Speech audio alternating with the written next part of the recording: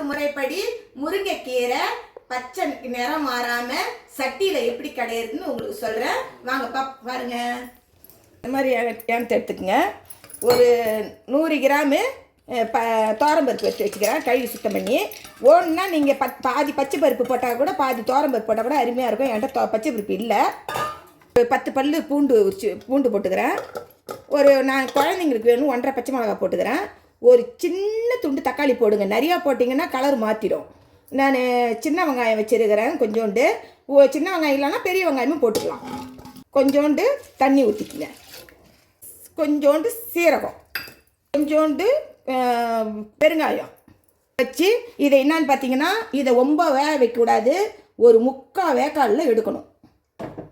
இதை பொங்கி வராதுக்கு ஒரு சொட்டு அம்மா எண்ணெய் ஊற்றிக்கிறேன். மூடிங்க. மூடி விசில் போட்டு 2 விசிலில் எடுத்துருங்க.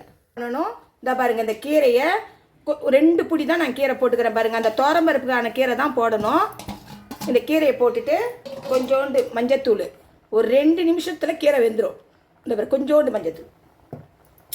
மூடியெல்லாம் போடக்கூடாது.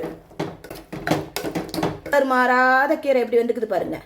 இப்போ நம்ம என்ன பண்ணணும்னா, தண்ணியை ஒரு கிணத்துல இருத்துடுங்க. தண்ணி இல்லாமல் இருந்தால் தான் கீரை கடைய முடியும்.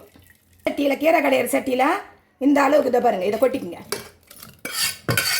வச்சு கடையும் போது உப்பு போட்டுக்குங்க. கடையலாம் வாங்க. கீரை கடையிறம் பாருங்கள். இந்த மாதிரி சட்டி வழுக்காத இடத்துல ஒரு மூலையாக வச்சுக்கோங்க. இதை பாருங்கள், சுடாது இருந்தாலும் இதை பாருங்கள், இந்த காலை இப்படி கொடுத்துக்குங்க. அழுத்தமாக சட்டியை கொடுக்காதீங்க.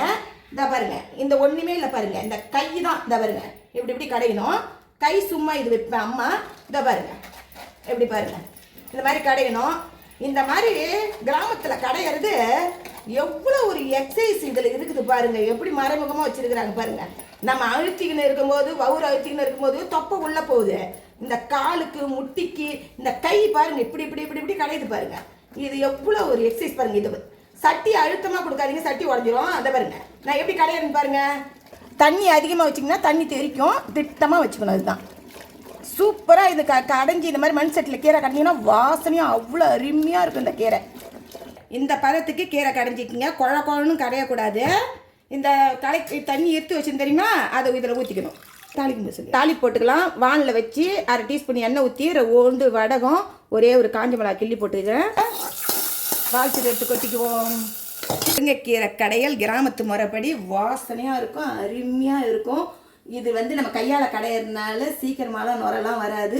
நல்லா இருக்கும். இந்த கீரை சுடசாதத்துக்கு போட்டு சாப்பிட்டு பாருங்கள், சூப்பராக இருக்கும். இதே மாதிரி கடைஞ்சிவேன். பாய்.